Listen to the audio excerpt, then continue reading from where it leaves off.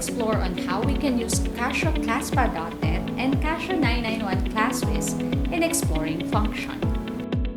In this video, we will focus on maximizing the use of Casio ClassPad.net and explore on table and function in our Casio 991 ClassWiz emulator. Let's start by graphing the function. f of x is equal to x squared, g of x is equal to quantity x plus 3 squared, and h of x is equal to x squared minus 3. Then let's compare. So first, we go to the home button and we look for table. Then we click on OK.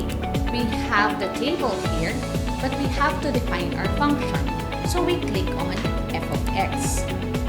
In f of x, we need to define the two functions. So we're going to define first f of x, which is equal to x squared.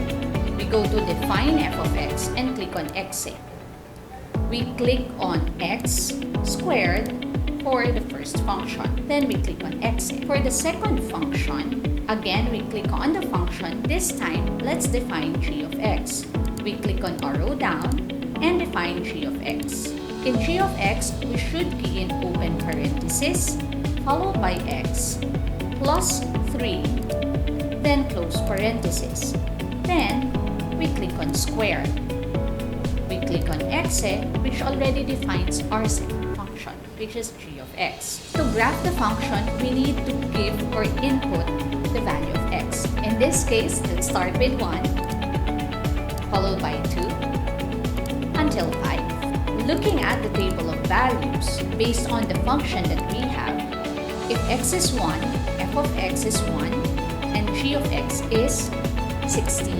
If x is 2, f of x is 4, and g of x is 25. So, to graph the function, we go on the bottom part of our ClassPad.net and we click on the graph, which is the fourth column. You will see the graph of the function. We can click on this and make the graph smaller so that we'll have a full view of the graph. Then we can compare the two graphs. But there's a third graph.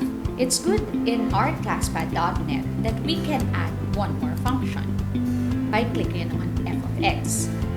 Once we click on f of x, we can add another function. First, we go to the alphanumeric keypad, click on H, then we go to the number, we click on open parenthesis, followed by x, and close parenthesis.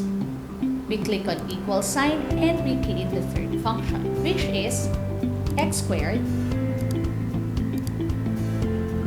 We click on arrow right, minus 3. Then we click on execute. Now we have the three graphs. Amazing, right? These are actually the graphs of the quadratic function as shown on the screen. Our students can compare how the graphs deviate from one format to another. Let's have another example. This time, let's graph an exponential function. So to graph that, again, we click on home. In home, we click on the table. As you see, there are still values here, but it will change once we redefine the function. This time, let's define the first function as f of x, which is 3 raised to x. So, let's remove the given function before and replace it with 3 raised to x. And then we execute. Then, we redefine the second function, which is g of x. So don't worry if there's already a function defined for g of x, we can always edit that. So we click on exa, and we'll edit the second function as 3 raised to x plus 10. So we click on 3 raised to x, arrow right, plus 10. So that we can see the difference between the two graphs. We click on exa, and we have the values already here. We know that if x is 1, f of x is 3, and g of x is 13. Same as when x is 2, f of x is 9, and g of x is 19, which represents the second function. So, if we are to graph this, we need to remove the previous graph.